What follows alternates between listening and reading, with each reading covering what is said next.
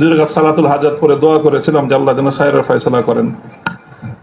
আর এরপরে এখন আমার অনুভূতিটা হলো যে এরকম ভবন না থাকাই ভালো। না থাকা ভালো কেন? দাস্তারে না দারে মে মা গমে পেয়েছে না দারে মা হেয়েছে না দারে মে গমে হেয়েছে না দারে।